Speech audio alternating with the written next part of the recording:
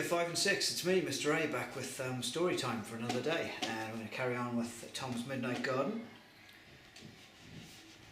And Tom, in discussion with Uncle Alan, is finding out about time. Proof! Cried Uncle Alan, and for a moment Tom thought he was going to be angry again, but he controlled himself. I have been able to explain to you very little, Tom, if I have not even conveyed to you that proof in matters of time theory, proof, apparently about time as about some master criminal, you could prove nothing. Tom did not mind. He had settled some things to his own satisfaction. Starting from what the angel had revealed to him, he had worked out something useful about the nature of time. At least he did not quite see yet how it would be useful, but he had a warm, excited feeling in his mind that seemed to him to mean that he was on the verge of finding, round and perfect, the solution of his problem. That Wednesday night, Tom went down to the garden in a new frame of mind. The season was still winter, but Tom looked round about him sharply, thinking, I dare say, but is this the same winter? Is this a different bit of Hattie's time that I have come into? If so, is it an earlier bit or a later bit? This question was answered for him when, walking round the garden, he came to a hedge. A gateway had been made into it, the lead to the meadow. The thing had certainly not been there on Tom's last visit, or he would have noticed it at once. The gate had been put in since then, and he had had time to grow old-looking, and shabby. The gravel path under Tom's feet was crackly with frost as he went towards the gate, and when he leaned over it and looked across what in summer he had known as low-lying grazing ground, he saw one expanse of ice. On the far side of the meadow, where the ice was best, skaters were moving, skimming the surface, calling to each other and laughing. Tom felt left out of the fun. He was sure that this was one of the parties of friends into which James had said he would draw Hattie. One could guess which among the skating party might be Hattie herself, a girl who was among all the others at one moment, and then at the next would be speeding alone over the ice. A habit of solitude in early childhood is not easily broken. Indeed, it may prove lifelong. Now the young men among the skaters were pulling curved branches off the pollarded willow trees to make sticks for a practice game of bandy or ice hockey. A stone was to be the ball. The girls gathered to watch, laughing and talking. The solitary skater had swerved away from them and now came rushing across the ice on her skates, right across the meadow towards the hedge. Hattie, for it was Hattie, had seen Tom. Or at least I saw something and I thought it might be you. She peered doubtfully at Tom, even as she was gliding up on her last long stroke. She was opening the garden gate. I'm so glad it is you, Tom. I miss you sometimes, even now, in spite of the Chapman girls being good fun, and Barty and the others, in spite of the skating. Oh, Tom, skating. I feel as if I could go from here to the end of the world, if all the world were ice. I feel as free as a bird, as I've never felt before. I want to go so far, so far. She was urging him to come onto the ice now, nor was Tom unwilling. Come on, Tom, do. He felt the smoothness of the ice beneath his one bare foot, and the very slightest spring and sway of it, like a ballroom floor, under Hattie's weight, as though the ice made an enchantment. He forgot the problem of time he had to think of, forgot that he had anything to think of. Hattie swooped away from him, and he swooped after her on a more glorious ice slide than he and Peter had ever found in the streets at home. But his sliding ended sooner than Hattie's skating, and his action was earthbound, whilst hers was like a strong bird's. Tom! Hattie called softly to him from over the ice, but speeding nearer, passing him with a rush of air. Why haven't you skates? Oh, why haven't I skates? Tom repeated in anguish.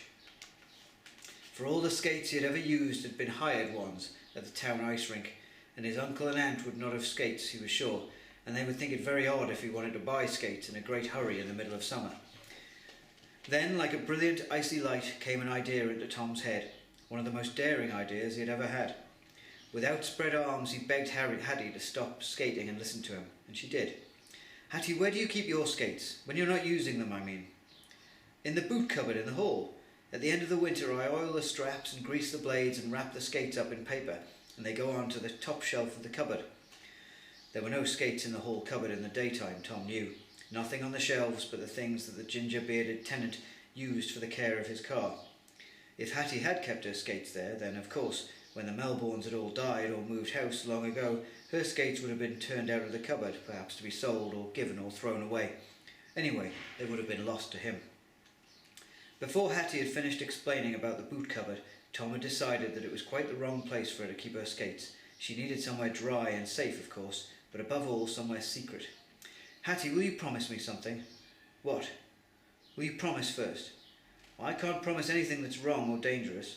"It isn't either. I only want you to promise first, because otherwise when you hear what it is, you might just say it was too silly. And it isn't. Really it isn't."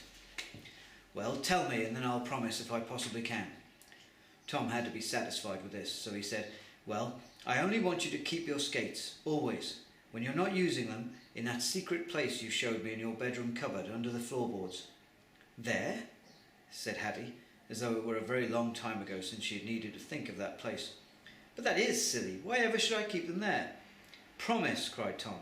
"It only seems silly, but there's no harm in it. Promise, it's nothing to you." "What is it to you?" Hattie asked, bewildered.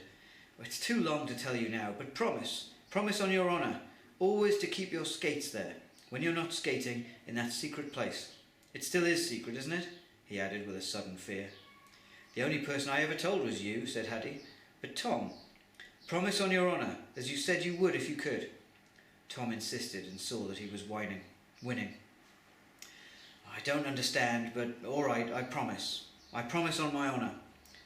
Tom had perfect faith in her. He turned at once and slid back to the gate towards the house. "But here!" cried Hattie after him, as an idea occurred to her. "Come back, Tom. That promise means I should have to leave the skates behind altogether if I ever went away from here."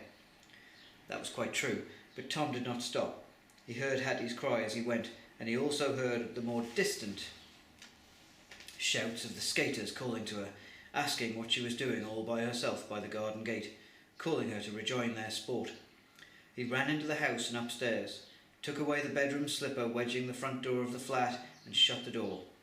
But all the same, he intended going out and down into the garden again that very night. With luck, he needed only 5 minutes in the flat, and then he would be down again in the meadow with Hattie, skating. He needed no light in his bedroom. He felt for the cupboard door and opened it, and then felt among the cracks of the floorboards inside. He had to fetch his penknife from his trouser pocket before he could lever the right one up. He felt in the space underneath and touched two largest objects wrapped in paper. His hands were at the paper wrappings when he heard a door open, the door of the other bedroom in the flat. He realised that in his excitement he must have been making more noise than he ever should have. They had heard him. They were coming. He closed the cupboard door as fast as he could, without clicking it, and slid swiftly into bed. He was only just in time. A second later his aunt opened the bedroom door and switched on the light. He covered his creaking of the bed springs, which she must have heard, by turning noisily in bed, with his eyes still shut, and moaning as if in a bad dream. His aunt came over to him, felt his forehead to make sure he had no fever, kissed him and went out again. She left his bedroom door ajar behind her. Tom heard her go into her own room, but he did not hear her close the door of that either. She had left them both open in order to be able to listen for him. Tom lay wide-eyed in bed, quivering with impatience, knowing that the slightest sound might bring his aunt back. He would have to wait until she was asleep again, and how long that might be he could not know. In the end, it was Tom who slept first, slept and dreamt of skating to the world's end and the end of time. Alright, that's the end of the chapter. We're going to leave that there, and I'll be back again tomorrow with chapter 22, The Forgotten Promise. Alright, so have a great day everybody, and I'll see you then. Bye bye.